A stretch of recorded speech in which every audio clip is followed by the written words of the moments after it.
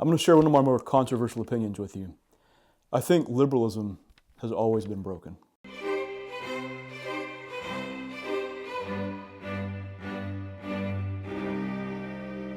One thing I've noticed is that growing up in the 90s, liberalism was different. It's quite a bit different, I think, since even the first term of Barack Obama. And it's changed a lot since what I've read about the 1960s. And it's changed a lot since the days of John Locke and Thomas Paine and Thomas Jefferson. Is liberalism today, which I think has just went off the guardrails, it's madness, is it a descendant of or break with a liberalism in its original form? How do we go from this? I have a dream that one day this nation will rise up and live out the true meaning of its creed. We hold these truths to be self-evident that all men are created equal.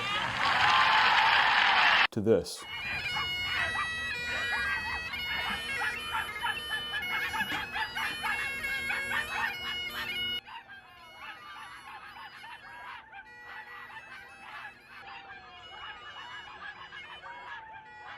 It seems quite clear to me that the liberalism of today, and I don't mean you necessarily if you're a voter who votes Democrat, but as a movement, liberalism is clearly informed by a different set of thinkers than the liberals of the 1700s.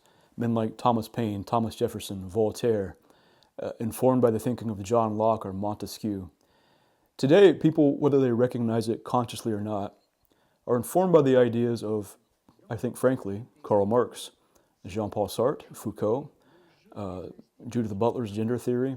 I've said this before, but if I'm being honest with you, I think you can sort of trace the ideas and see how liberalism was really flawed from the get-go. The seeds of what I see as today's insanity were present from the beginning. So first, what is liberalism? Well, just like conservatism today, unfortunately, the word can mean about 18 different things.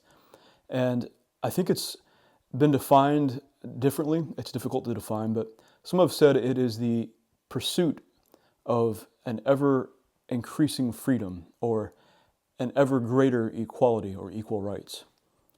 The difficult thing about this is today's liberalism, I think, has frankly lost any idea of what rights are or why we have rights or what rights we have. But there's a bit more to liberalism, I think, and herein I think lies the flaw. Not in ideas of human beings under the law should be treated justly or fairly or with equal rights. But I think the idea of what old moral philosophers would call the good.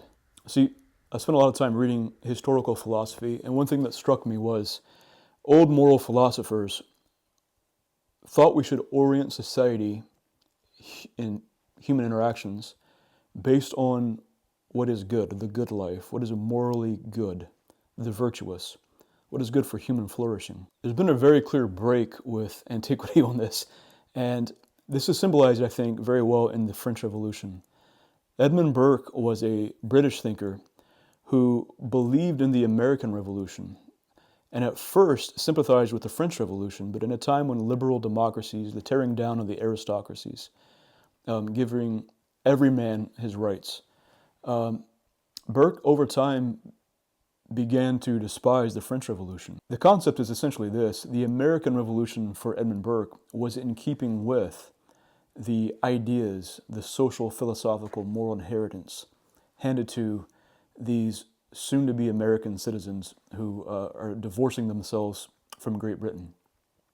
The French Revolution was a rejection of the inheritance of the French, the culture, way of life, philosophy, views of the good that the French inherited. They were violently discarding. And it led to madness, moral insanity. Madame Roland is said to have cried out for her last words, "Liberty, liberty, what crimes are committed in thy name?" In other words, this was all done in the name of democracy and freedom, but the people became the mob. And they decided what was right, and they were tearing down their inheritance. I've been to Paris and seen the facade of a cathedral, a beautiful cathedral that had been busted up by the mobs in the name of freedom. They murdered scientists in the name of democracy, because this was a rejection of, not in accordance with, the principles, the culture, the philosophy they'd inherited. So people ask me if I'm a conservative. I don't really align personally with the GOP on a lot of things, but one thing I am convinced of is that no one person, no one generation can build from scratch the way of life that we've inherited, the system of law, and not just applied law, but the philosophy underlying our system of law, even architecture. We can't build from scratch these things. We've inherited these things. And some have said that there's a bit of a social contract. This is the sense in which I could consider myself very conservative, between the living generations and the past generations, between the living generation and the generations to come. In other words, we didn't build this, what we live in now, by ourselves. The roads, the architecture, the system of law, the way of life, all of this was both written and unwritten, built up over centuries and handed to us, and we're living on the shoulders of giants, as it were. And we have an obligation to future generations to hand them something as well. The liberals, even Thomas Jefferson, thought that we could essentially invent a new government every several years, and there would be no problem with this if the living generations decided it was corrupt or should be done away with. And someone else, one of the founding fathers, told him to, after going through all this work, to work on the Declaration of Independence, what would be the Constitution, said, probably not. This is, we're lucky this worked out. And it was quite a bit of work, and it doesn't work out for everybody. Let's count our wins and keep this for a while. For Edmund Burke, there is a transmission or an inheritance that we receive that we should pass on. And this did, of course, allow for reformation. People have asked me, can you be too conservative? And I would say simply, yes, obviously. There are things that don't need to be conserved. Just because something is in the past doesn't mean it was better, or that it was a good idea, or that it was just. And there are things that we should reform. But for Burke, let me just read you a couple of quotes from his book, Reflections on the Revolution in France. And I think these sort of really convey what he's talking about. The idea of inheritance furnishes a sure principle of conversion. And that's what we mean by a conservative. Things should be conserved. There are things in French culture or British culture and various African nations, I think even in Chinese and Japanese culture, that should be conserved, preserved, if you will. A sure principle of transmission, without at all excluding a principle of improvement. So improve society from what we've inherited and transmit to future generations the good things about the past. To say that we can't reform would be stupid.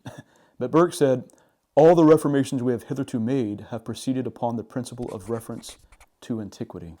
In other words, we don't want to kill the original plant to graft something in or to prune it back. And this, I think, is exactly what Marx had in mind. I think this is exactly what, sadly, much of the liberal movement in my country and in Europe has in mind. Liberalism, modernity, modernism, consumerism, these things don't just erode American culture. I think they erode all cultures. This is a tragic thing. I want to give you an example. Martin Luther King Jr., now you can say what you will about his personal life, but I think in some regards the man was just simply quite right. And this is the form of reformation, and if you will, liberalism, that I think had something very correct, a profound insight. He argued that the natural rights that our founding fathers argued, I think at first, reading through some of the founders, they thought that their rights as Englishmen, as citizens of the kingdom, had been denied. They'd been dishonored as Englishmen. But natural law theory, the idea that rights are not just for British citizens, not just their rights as Brits, but natural law as human beings, we hold these truths to be self-evident that all men are created equal and are endowed by their Creator with certain unalienable rights. They soon came to understand, though they didn't fix the problem, looking out their window, that if all humans have natural rights endowed to them by the Creator, well, they themselves were denying them to the people outside their doors working in their fields. Martin Luther King Jr. simply argued that those rights should be extended to American citizens under American law who were not of British descent, who looked differently. And he was right, but here's the difference. If you read his letter from a Birmingham prison, Martin Luther King Jr. is appealing to the natural law theory in the Christian tradition. You can get angry with me, but it is what it is. Martin Luther King Jr. appealed to St. Thomas Aquinas. He says, yes, this view of dignity of humanity, that there's something valuable about being human, the moral rights and duties and responsibilities, which I think liberalism has lost any kind of concept of. These things should simply extend to us as well. And I have a dream, he said, that one day the sons of slaves and the sons of slave owners would sit down at the table together as brothers. Today, liberalism unfortunately seems to be more of the mind of burning it all down, of destroying the table, of burning down the house in which we all live. And this is foolishness. So if liberalism, here's my major critique of liberalism that I think was simply present as early as Thomas Jefferson, Thomas Paine, and even John Locke, if I'm being honest. There's a lot of value there, there's a lot of insight, but if liberalism is the idea that we can pursue what is good in our lives without government overreach, I'm with you. But liberalism, I think, was always, unfortunately, a bit more than that. For many of the old liberals, it was the ability not just to pursue what is good, but to decide what is good for yourself. Thomas Hobbes, an early modern philosopher, political philosopher, said something, the old moral philosophers will talk about the good and that we need to promote virtue and goodness in society. No, the good isn't an objective thing that we promote. It's just the last thing you thought of. Beauty is not in the waterfall that you behold. It's not an objective layer of reality. It's simply a subjective opinion. Beauty is in the eye of the beholder. But if beauty and moral virtues are simply purely 100% subjective, then really all it takes is my voice to be louder than yours and my concepts of what's good and beautiful wins. So all it would take is for a strong man to be louder and stronger and say he doesn't believe in liberty at all, and his way will win out in society. Liberalism from the very beginning, and I mean from Thomas Jefferson and John Locke, depended upon the social, moral, philosophical capital that it had inherited from the medieval Christian world, from the ancient Greeks, from Cicero, from Thomas Aquinas, from St. Augustine. And it assumed that these views of the good would sort of carry on. But liberalism, in allowing this wiggle room, not just to pursue what is good or decide who you want to marry or what career you want to have, it removed the guardrails from society, and it was only a matter of time. Liberalism has been steaming ahead on borrowed social, moral, philosophical, religious capital. And liberalism, I fear, has spent its inheritance. And so today, the liberal movement, and I think this is, if I'm being quite honest with you, true on the right and the left, but particularly on the left, talks about human rights, but has lost the concept for what it is to be human. They talk about rights, but why do we have rights? Why do humans have rights that rabbits don't? Why do humans have rights that rocks don't? What rights do we have? No, it turns out that other people, like Edmund Burke and Alexis de Tocqueville, who was a French aristocrat, who was worried about his own way of life being taken from him by violent revolutionaries, realized full well that American liberty, if it were to last, because Alexis de Tocqueville toured the United States, very curious why American society was working when French society was collapsing, realized that America's, for all of its problems, its lack of interest in philosophy, its objectification of women, whatever else, its industrialization without any, which he thought would lead to a new form of aristocracy, just wealthy people ruling a new ruling class. He still realized that American society would depend upon the religious values that it had inherited, or it would collapse. Now, when I were more skeptical, I would hear, okay, you think that the government should force people to church, or to carry Bibles, or to pay tithes. No, that's not really what we're talking about here. Christianity is something deeply psychologically ingrained, even in modern atheists, whether we know it or not. And it turns out that people like Pope Pius IX or the 10th and others have criticized modernism, liberalism, and its successes and where it could lead from the very beginning. It's one thing to say we have religious liberty in the sense that I can't force you to convert. I shouldn't. You can't force me to convert. Don't try. We can't force someone to be a member of a particular church or whatnot. It's another thing to say that we can be, as human beings, totally free from any grounding of morality in society or from God himself, or even the dangers that can be brought about religious liberty when taken to the extremes of, well, who's the state to say that if I start a church in my basement and I finally figured out the Bible for myself, that there's no danger there? Of course there's danger there. This is why I'm not a libertarian, or even in many senses a liberal. In some senses you could call me a conservative, but at this point I call myself a Catholic. But I think that Madison's view that if we allow people to feel like they have a say in society, that their vote matters, that the system works, but that eventually their say might win out and change society, that discourages them from being violent, from trying to force their view on society. I think Madison did this for pragmatic reasons. He knew it had to be done. There were a lot of wars in Europe that sadly spread to this continent. But I think that the current cultural wars are straining that system. I'm going to give you an example, an extreme example, but to illustrate the point. Why is incest wrong? Now, we know it's wrong. We both gut react against it, rightfully so. But I know liberals know that incest is immoral and gross. But based on what? We have left ourselves no philosophical grounds upon which to say it's wrong. If they both consent, and if they both use birth control, and maybe have vasectomies or whatever, and there's no risk of deformed children, by what grounds can we say it's immoral? By what grounds can we say in society that the government should prefer any other type of marriage that might benefit society or children over them if they choose to adopt and give them tax benefits? My point is, liberalism has left us no grounds upon which to stand to say this or even more extreme things are immoral, though we know they are.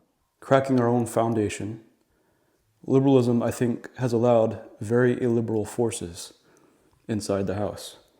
It's allowed itself no ground upon which to say these forces are wrong.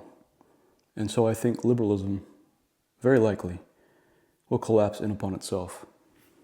There is much that I love about the American way of life.